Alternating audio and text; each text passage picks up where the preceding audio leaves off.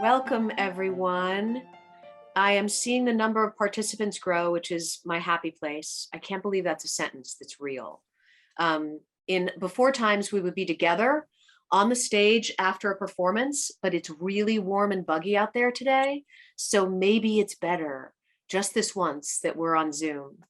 I am thrilled. Those of you who are still joining us, we'll just give it a couple of seconds for everyone to get into the room. To talk about our production of Cymbeline, directed by Marty Lyons. We have a big group of the cast here today to answer your questions. So we do a lot of these different events. If you have questions, this is your opportunity to ask them, and we'd love for you to put them in the Q&A as opposed to the chat. It's just easier for us to respond to them in the Q&A. And I'm delighted to be able to get a little time with these women and talk about this play. I have a broken finger. I'm just putting that out loud in case you're concerned. It's just fine. It was a dog walking incident. And now, without further ado, thank you for joining us. Here, I would like to introduce and encourage the cast to turn their videos on. Sarah Day is here with us. Lisa Tejero is joining us. Gina Daniels is here with us. Colleen Madden.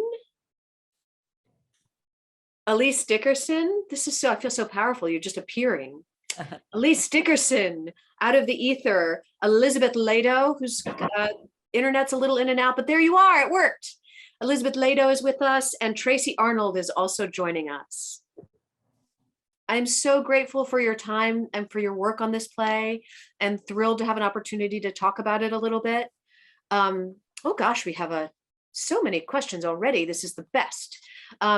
Before we get to them, just would love the actors to just say hello and say one thing you'd like to share about your experience with this play.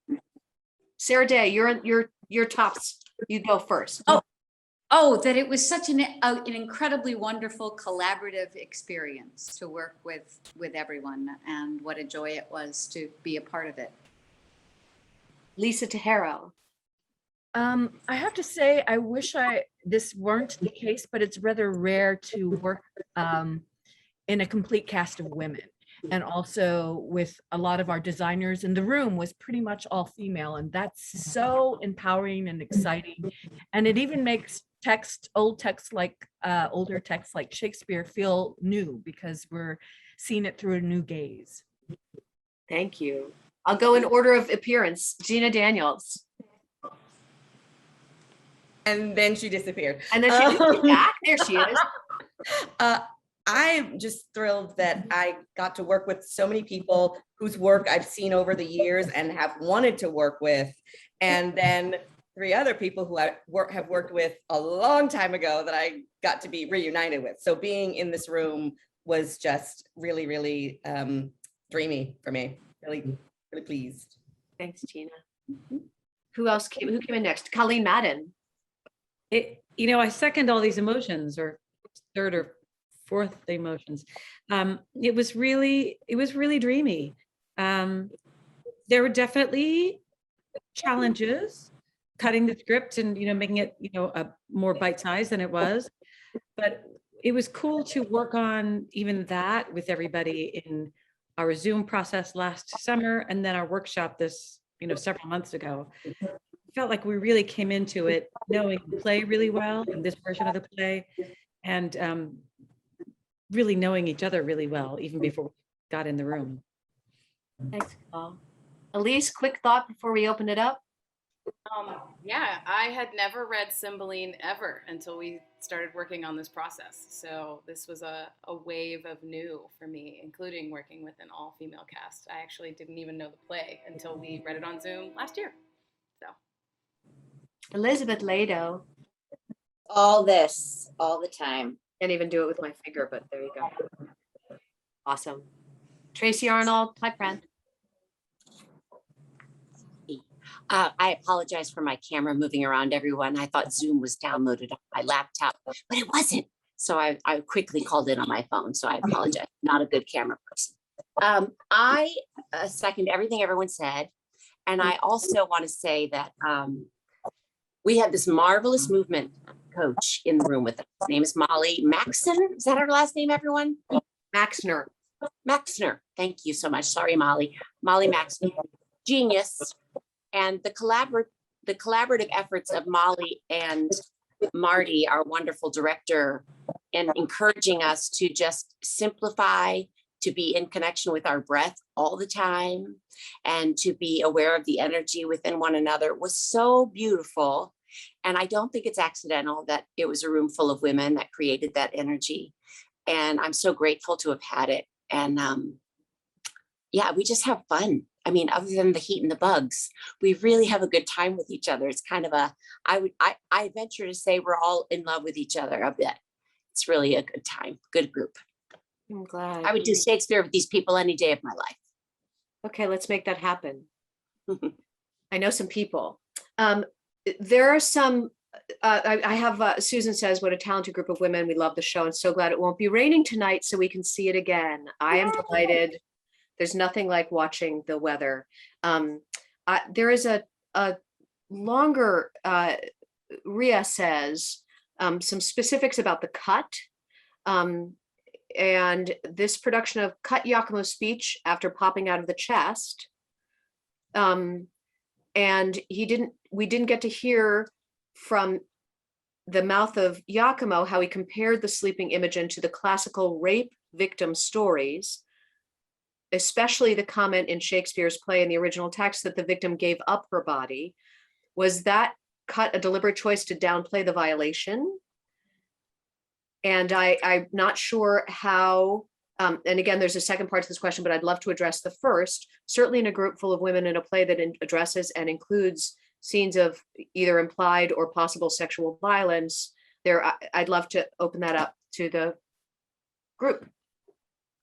The cutting of Giacomo's speech was my, I threw that at Marty just as a suggestion one day. I said, what if the whole scene were silent? And she said, let's try it. And I tried it once and then she loved it and didn't want to ever put the words back.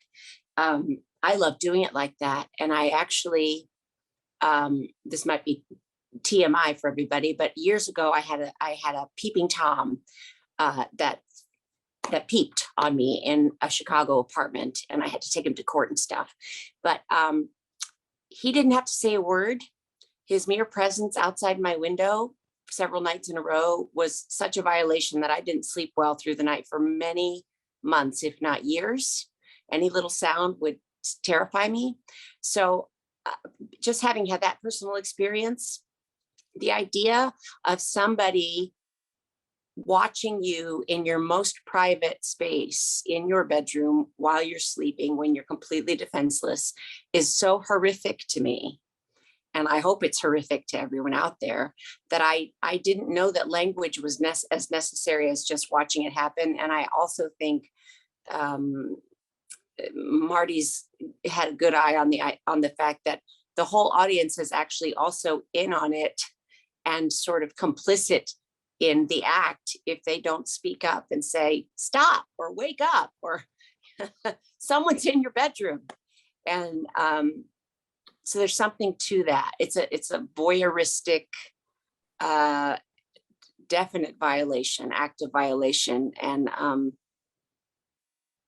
yeah, I guess that's all I have to say about that. So not intended and to our perspective doesn't downplay the fact that it is a violation.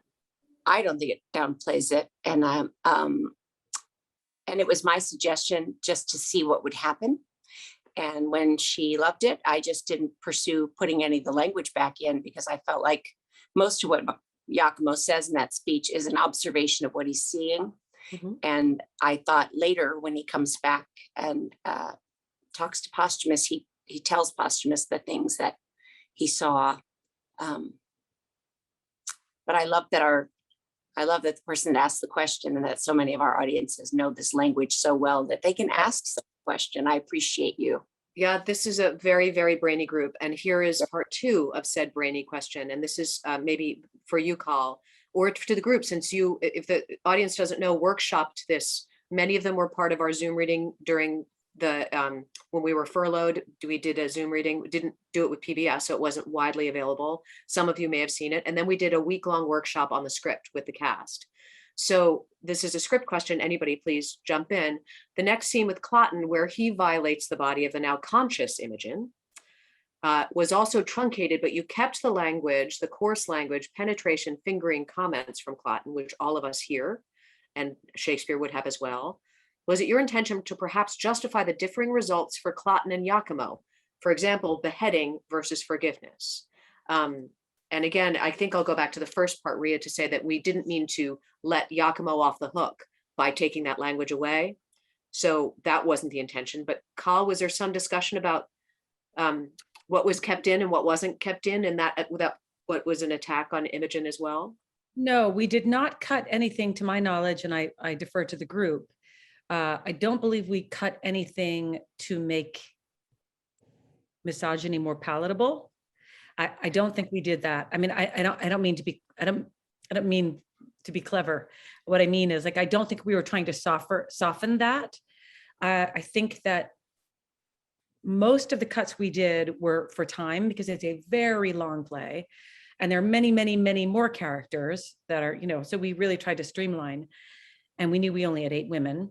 So I think a lot of the cutting was about streamlining, to get as much to the bones of the story as possible.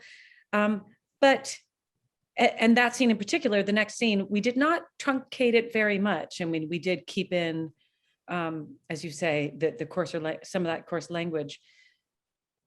And I don't know about beheading versus forgiveness. I will say that Clotten actually does try and rape Imogen. As bad as he is, Iachimo doesn't do that. He also tries to kill 2 other people, 3 other people. So I think that is why Shakespeare kills Clotten. And I think Shakespeare is in the habit of suggesting forgiveness unless something is just too bad for bad report, as we say. Too bad for bad report. Clotten, yeah.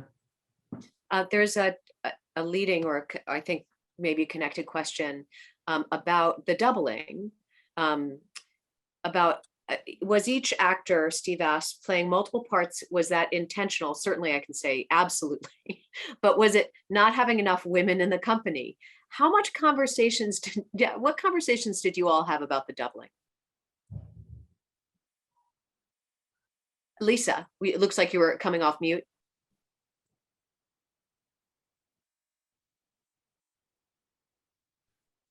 I was, and then I disappeared. I think part of it was this was already an adaptation that was already, so it came to us in the form of 8 people, I believe. Is that not true? And I didn't do the first workshop. I joined in on the second for the week long on the script in the spring. So I think a lot of that already kind of got funneled through by what was set up. And then we made, so that's why if you notice in your program, it says an adaptation of an adaptation, because we did do some major changes in terms of like changing some of the language and just a few things of who said what, but a lot of that was already set up by Henry before us, I think. And I actually was at the Oregon Shakespeare Festival in 1993 when the original adaptation by Henry Warnitz was done. He adapted it for 8 actors at OSF. And so some of the doubling was all the doubling was based on what that company was available and what was doing. It was in the tiny Black Swan space there. So so it was a product of who that company was, and also the thematic doubling of, that I love, being the queen and Bellaria, like great parent, terrible parent, and and the thematic of Posthumous and Clotten. So it was a combo of people and theme. And about doubling, I know that there's some of you, Carl, that Elizabeth and Tracy play one character throughout. how is that in terms of the challenge as an artist? Have you played two characters in one play before? Sarah Day is playing two characters, someone in absolute opposition to Posthumous and utterly in support of Posthumous, which I think is a beautiful double as well. Yes. How is that? And what's that I like, love, Sarah? I love that as well. Someone who begins it by calling him thou basest thing. And then another character is saying thy very goodness and thy company, are all I need. And it's such a joy to not be having to hit one note. In a fairy tale story, sometimes because this is sort of a fairy tale in a lot of ways, you can wind up being a little one note, and to be able to have a really complementary pairing is an incredible gift, I think. And I enjoyed that aspect of the work more than I can say. We talk about what we miss. We talk about glass half full most of the time, but we miss rep. And one of the things I miss in rep is getting these extraordinary actors play multiple characters. And we're just doing it in one play. Yeah. So, hey, Alys, you also have multiple hats you wear more than anybody else, right? Don't you have 3 hats? I have 3 hats, a mustache, a bow and arrow. There was an axe in there at one point. I have a lot of things. Technically, I like to think that I play 4 characters because the prince, Guiderius, who is alive throughout the whole thing, I don't realize I am him until the very end. So I think the duality that I had to try and figure out for Polydor was probably my most exciting journey as an actor, and how this young prince, this young forest dwelling person who does not yet know that he is a prince, really getting to navigate when those parts of the king, the future king, gets to come out, and when those parts of the prince get to kind of take over, was really the most exciting part of any type of duality I had to think about as an actor. And then just playing 3 different men, I think is awesome. I think it was really awesome. I've always wanted to play a prince, but to also kind of lean into these, I don't normally get cast in chummier roles or comedic type of roles. So it was actually really lovely for me to kind of lean into these really, I don't want to say silly, but lighter and kind of these characters that get to float in and out of this world that are actually really important to the story, but they're only there for just a moment. So yeah, I got to sharpen my musician bone with the Lord. I have a really, really, really important plot point, I have to say, as the Frenchman. Those lines are so important. And then just, that duality as the prince, it's y'all threw me a couple bones with this one, so I appreciate it. So fun to watch you do it. And Gina, as you said, the good parent, bad parent, but both the dynamics of those characters with the beautiful costume design by Raquel Adorno. And when you walked on as a queen, I was like, oh, well, maybe we didn't need Gina Daniels after all. My work here is done. In fact, we needed her desperately. Please do my job. But it's so beautiful. But how does your character work? And I'd love Lisa to speak to that as well, because both the characters you play are so different, so unique, and finely carved. How was that process for you, Gina? One of the things that is cool for me about this is that I'm the only person who plays a man and a woman. I know Imogen is disguised, but she's in disguise. She's she's still a woman.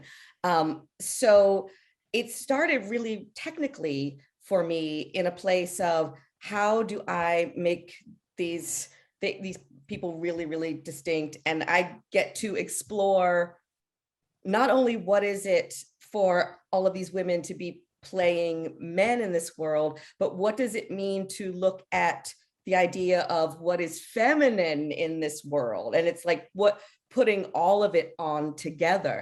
And that is definitely a product of being in a play that's all women. I don't think that I would have approached the Queen necessarily in the same way that I got to in this production, even though that's a role in the world that is sort of like, oh yeah, you'll do that. So for me, that was really like a great jumping off place. And I think I found things in that I wouldn't I went down a road that I wouldn't normally have gone, which was just enjoying so much being so bad. I find her just delightful, in a sort of, Dolores Umbridge, happy to be bad kind of way. So that, that for me was a very like, oh, I like this part of the job. That's fun. Yeah. Lisa, how did you work on your two very separate humans? Well, it's interesting because I'm lucky that both of them I think are good guys.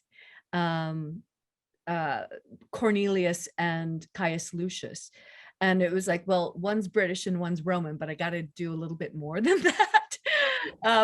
So it was like one's younger, one's older, one's a soldier, and who fights, and one is a healer. So I sort of leaned into the qualities of what they had to do within the show, and then just sort of play it that way. One leads with his chin, and one leads with his so I had a physical difference, and the costumes help a lot too.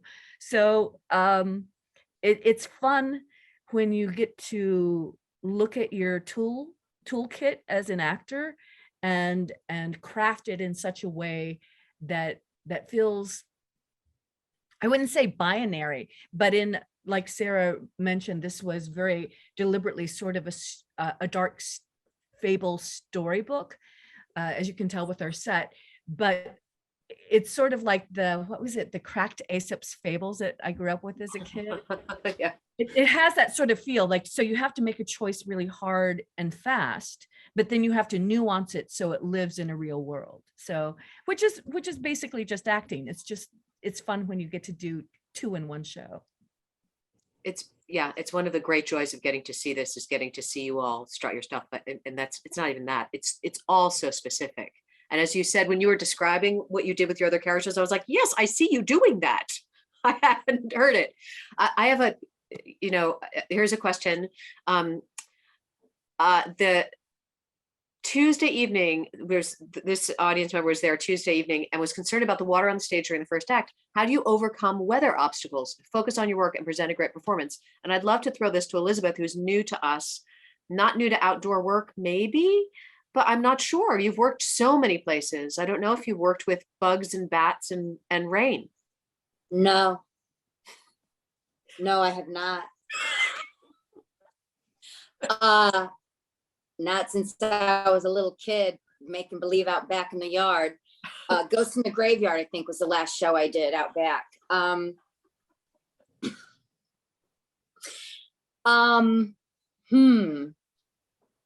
You know what?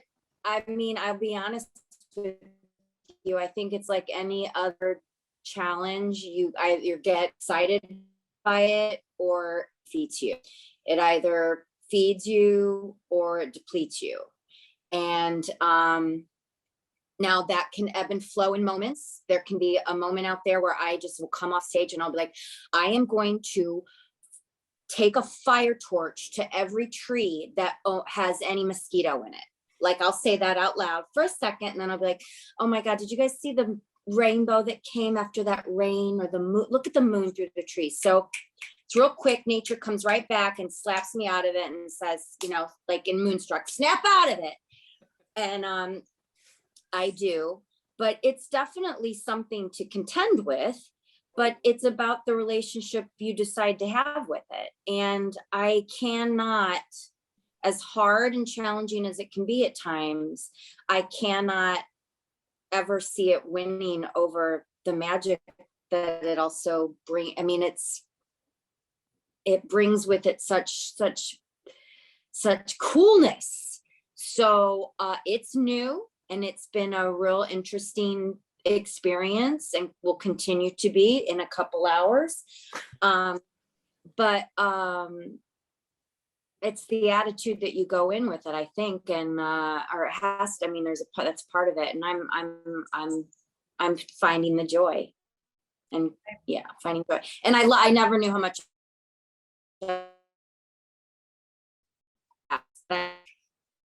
Go on buffet to your right, tree buffet. Get over there. Ponderosa to your left. Oh, bats, eat them all up. Left. listen. Oh my God. You went in and out on that, but it was enough to be worth this whole visit. There's two comments I'd like to share, and then I'd like to just toss that weather to each of you, that working in nature, working in the elements, and just to end with a sentence or two about what is challenging or what. So here we go. Oh, it has, yes, also Linda would like to share. It has been determined that APT's production of Cymbeline is the first in history of all women production of Cymbeline.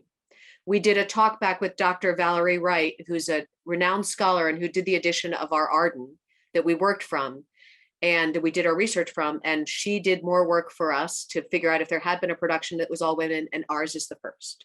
So thank you for reminding me of that, Linda. Leslie would like to say that one of the oddities of the play is how all the characters who meet the disguised princess seem to immediately feel love for them.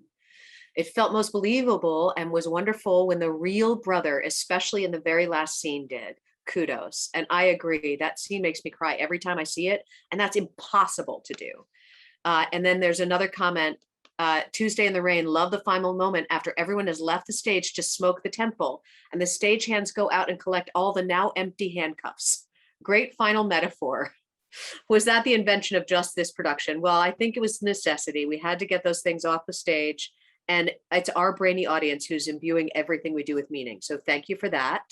But I'd love to turn over, before we have to let you all go, to just say, give us a moment or two about work and nature. Sarah Day, do you have a thought?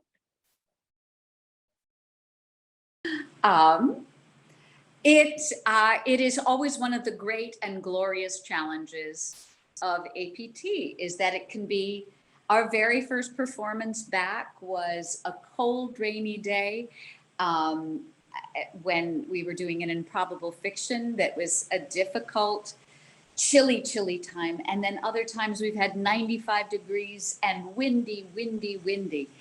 And the way that your body learns to adapt to it, how we cope with nature and how we overcome those challenges and how we let poetry live within us as we are in the midst of glorious nature and everything that nature can provide for all of us. I think it's I love being able to do it in not knowing what to expect. I think is part of what I love about it. Thanks, Sarah. Lisa, I'm going in order on my screen. It could be out completely random to everybody else. I will say this is my fourth or fifth time doing theater that has some sort of outdoor component. And I always enjoy it because it makes it automatically real.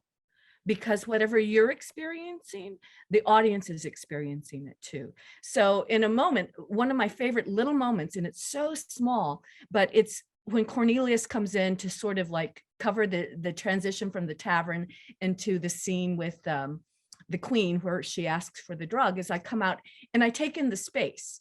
And if it's a beautiful day, I breathe it in. If there's bugs, I smack them, and the audience really appreciate, or if it's hot, you kind of do, whoo, it's a hot one.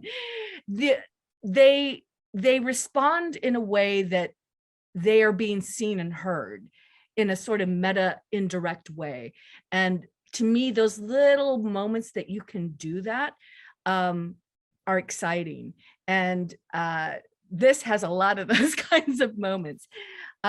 One of the first things when we came back, and for a few of us, this was our first show back after being shut down on shows, furloughed, different parts of the country, and not working in person for about a year. And there was a box of Kleenex that we kept by every two people because it was a very emotional experience. And I remember where I was sitting in the room, even though it was indoors in the rehearsal space. It's rare to have windows in a rehearsal space, first of all, for people who don't go there. So the fact that I was just looking at the trees out here brought me to tears. Like there was something so beautiful and not a mistake to be in such a verdant place as APT to start our reset theatrically. So thank you. Thank you. Beautiful, Lisa. Thank you.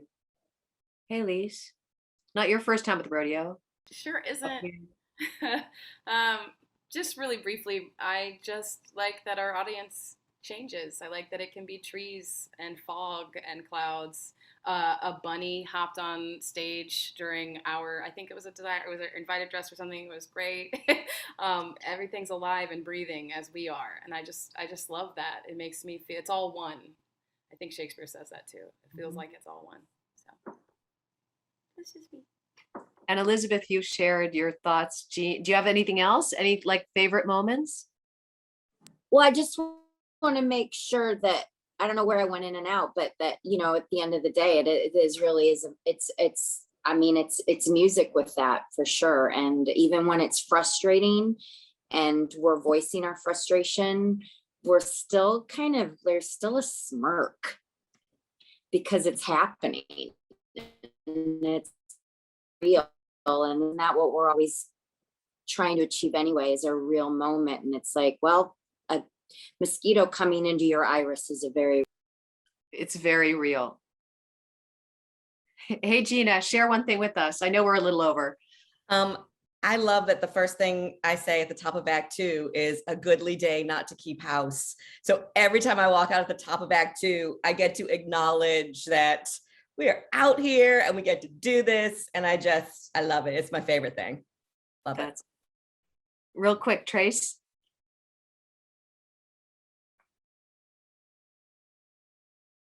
Sorry, I was muted.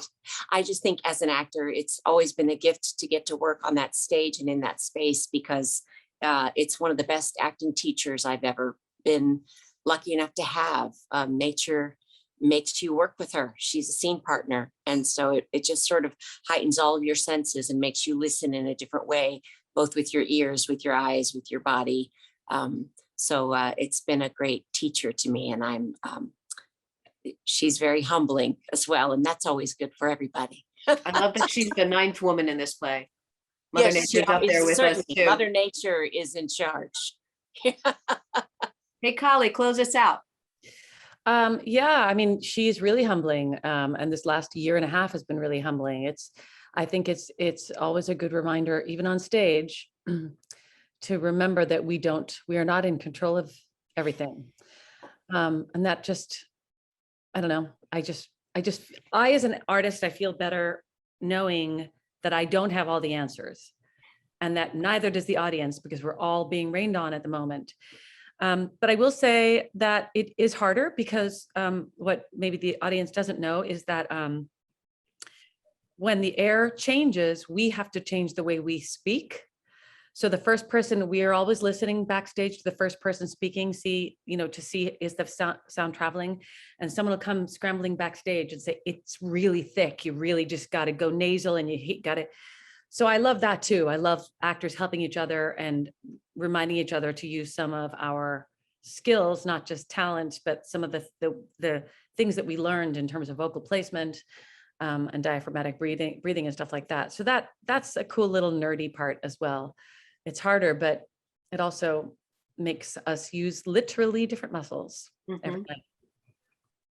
Okay, well, that's as much time as we allotted, and I know you all have plays to do and things to finish up in your days. I'm so grateful to all of you beautiful women in this play. I'm grateful for our audience who stuck with us through this and are along for the ride.